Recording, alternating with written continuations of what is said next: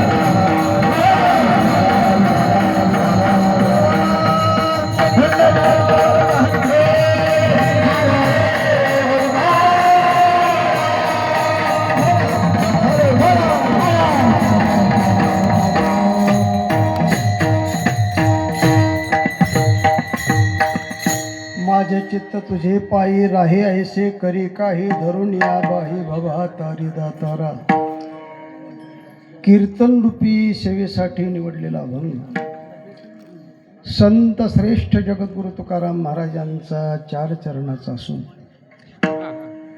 संत वाङ्मयामध्ये भोपाळी नावाचं प्रकरण आहे आणि ह्या भोपाळी नावाच्या प्रकरणातील परिचयाचा भंग आपल्या समोर म्हणून दाखवलेला आहे.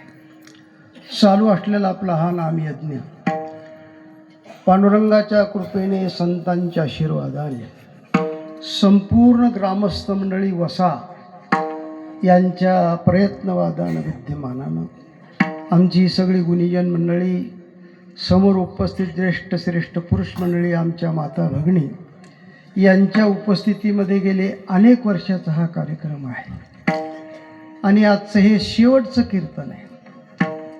म्हणजे शेवटचं म्हणजे माझं शेवटचं नाही आपल्या ह्या सप्त्यातलं शेवटचं कीर्तन आहे. आपला एक वारकरी पंथाचा नेम आहे पहिल्या दिवशी नामपराभंग असतो आणि शेवटचं कीर्तन म्हटलं की एक मागणीचं कीर्तन असतं आणि मी निवडलेला जो अभंग हे काकडाआरतीमधला आहे. आता काकडाआरती कोण सुरू केली बऱ्याचशा लोकांना माहिती नाही, किती वर्षापूर्वी सुरू झाली हेही माहिती नाही. आमच्या जोग महाराजांच्या अगोदर 100 वर्षे वारकरी पंथाची ही सगळी परंपरा बंद होती. जोग महाराजांचा अवतार झाला पुणे जिल्ह्यामध्ये. त्यांचे 4 पट्ट शिष्य दांडेकर मामा असतील, मंकट स्वामी महाराज असतील, आमचे मारुती महाराज गुरव असतील, आळंदीकर आहेत बरं का, आणि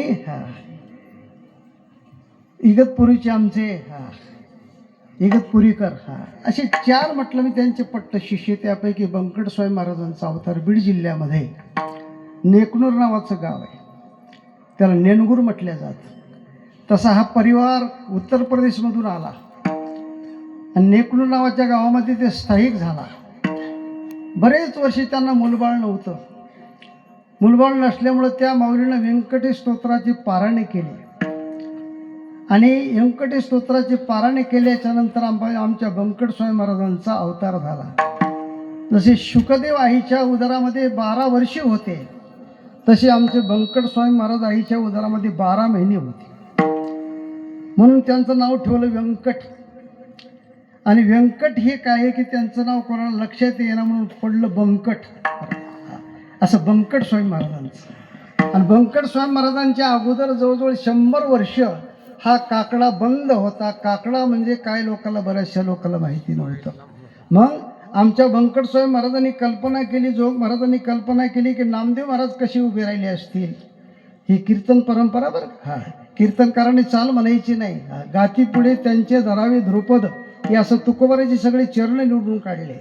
टाळकरी कसे उभे करायचे, कीर्तनकार मध्यंतरी उभे कसे करायचे, फेटा कसा बांधायचा, उपरणं कसं लावायचं, हे सगळं आमच्या जोग महाराजांनी बंकट स्वामी महाराजांना शिकवलं. आणि बंकट स्वामी महाराजांनी एक काकडावरतीचे अभंग लिहून काढले बरं. अभंग लिहून काढले. हा, मग त्याच्यामध्ये पहिली मालिका, दुसरी मालिका. आता मी जर सगळं सांगत बसलो तर काकडावरती करावं लागेल आपल्याला सकाळपर्यंत हे जाईल. म्हणून आमच्या बंकट स्वामी महाराजांनी काकडावरती सुरू केली. लक्षात आलं का? काकडा इतका गोड आहे महाराजा. सोरा असावा, अभंग पाठ असावेत.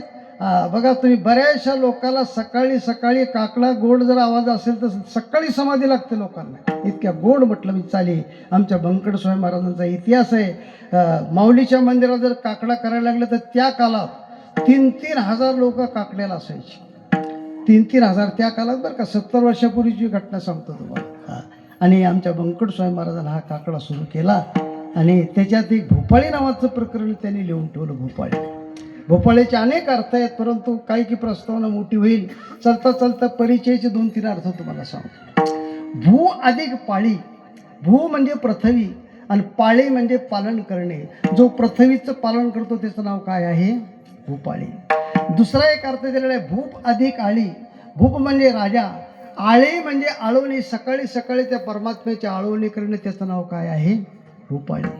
तिसरा एक अर्थ दिलेला आहे, मला वाटतं महाराजांनी आता सारंग नावाचा राग म्हटला. हा, सारंगच होता ना. हा, हे तज्ज्ञ आहेत त्याच्यातले. हा, तज्ज्ञ आहेत म्हणून तर खालीच बसलेत ते, आहे का नाही? हा, तज्ज्ञ, शास्त्रीय तज्ज्ञ आहेत. हा, सारंग नावाचा राग म्हटला. तसं काय आहे की सकाळचे राग आहेत बघा, दुपारचे राग आहेत. एक सूरदासांचं चरित्र वाटलं. मी वृंदावनाच्या तीरावरती होते. ज्या वेळेला ते राग म्हणायचे त्यावेळेला तो राग त्यांची सेवा करण्यासाठी यायचा. त्यांनी जर पट्टादीप नावाचा राग म्हटला तर दिवे लागायचे. पट्टादीप नावाचा राग म्हटल्यानंतर दिवे लागत होते. आम्ही जर पट्टादीप नावाचा राग काढला ना, असलेले लाईट निघून जाते. आमची अशी ताकद. त्यांनी जर समजा मेघ मल्हार राग म्हटला तर पाऊस पडायचा. आमची अशी ताकद आहे की मेघ मल्हार राग जर काढला तर असलेला पाऊस दुसऱ्या गावावर निघून जातो. विनोदाचा भाग सोडून द्या. त्यांनी जे भजन केलं ते देवासाठी केलं, म्हणून त्यांची राग त्यांची सेवा करत होता. आपण जर देवासाठी भजन केलं तर ते राग आपली सेवा करू शकतो. आपण जर जनासाठी केली, समाजासाठी सेवा केली म्हणलं तर ते देवापर्यंत पोहोचू शकत नाही. आणि म्हणून त्यांच्या चरित्रामध्ये असा उल्लेख आहे, सकाळचे राग वेगळे, दुपारचे राग वेगळे, सायंकाळचे राग वेगळे. बघा तुम्ही, सकाळचे राग कोमल स्वराचे असतात. कोमल स्वराचे रे, गुजरी तोडी, बिलासखान तोडी, भैरवी, बैरागी भैरव, नट भैरव. बैरागी भैरव इतका गोड आहे महाराज, ऐका तुम्ही. हा, आमच्या म्हटलं म्हणजे काय की सुरेश वाडकरांनी जे गायलेलं आहे ना, ओंकार स्वरूपा, तो काय आहे? बैरागी भैरव. लक्षात आलं का? दुपारचे राग मेघ मल्हार, सूर मल्हार, सारंग वगैरे जाऊ द्या, सगळं सांगत बसत नाही. म्हणजे काय आहे की एक भूप नावाचा राग आहे आणि त्या भूप नावाच्या रागामध्ये त्याची आळवणी करणे, त्याचं नाव काय आहे? भूपाळी. हा, म्हणून बघा संगीतशास्त्रामध्ये अनेक राग आहेत. भक्तिशास्त्रामध्ये 3 राग आहेत, पूर्वराग, मिलन राग आणि विरह राग. देव भेटायच्या अगोदरची अवस्था त्याला पूर्वराग म्हटलं जातं. देव भेटल्यानंतर अवस्था तयार होती त्याला मिलन राग म्हटलं जातं.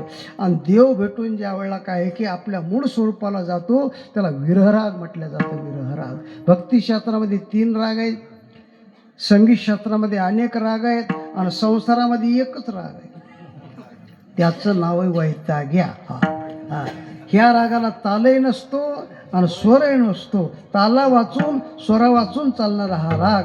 सकाळी सकाळी त्या परमात्म्याची आळवणी भूपाळीमध्ये, म्हणजे भूप नावाच्या रागामध्ये आमचे बंकट स्वामी महाराज या भूपाळ्या सगळे म्हणत होते. असा इतिहास आहे. आणि असा भूपाळी नावाच्या प्रकरणातील जगद्गुरु तुकोबारायाचा अभंग म्हणून दाखवलेला आहे. तुकोबरा या अभंगामध्ये मागणं मागतात. मागणं सोप्या भाषेमध्ये, शास्त्रीय भाषेमध्ये त्याला प्रार्थना म्हटलं जातं. प्रार्थना असा एकही ग्रंथ नाही की त्या ग्रंथामध्ये प्रार्थना नाही. कोणताही ग्रंथ घ्या, शेवट आला रे आला की प्रार्थना आली. ज्ञानेश्वरीची सुद्धा प्रार्थना आहे. आता विश्वात्मके देवे येणे वाग्यज्ञ तोषावे, तोषो निमज द्यावे पसाय दानहे. ही प्रार्थना आहे बरं का. हा आमच्या काही की दांडेकर मामांनी प्रत्येक म्हटलं म्हणजे शाळेमध्ये पसायदान जर कोणी नेलं असेल तर पहिलं आमच्या दांडेकर मामांनी नेलेलं आहे आणि त्यांनी ही चाल काढलेली आहे बरं का. हा ही जी चाल म्हणून दाखवली का, ही चाल पहिली त्यांनी म्हटलेली आहे. म्हणजे कोणताही ग्रंथ घ्या त्याच्यामध्ये प्रार्थना असते. प्रार्थना म्हणजे मागणं. पण जिथं जिथं प्रार्थना असते तिथं तिथं मागणं असतं. पण जिथं जिथं मागणं असतं तिथं तिथं प्रार्थना नसते. प्रार्थनेमध्ये मागणं आहे परंतु मागण्यामध्ये प्रार्थना नाही. त्याचे दोन प्रकार आहेत बघा तुम्ही. कनिष्ठ मागणारा, श्रेष्ठ मागणारा.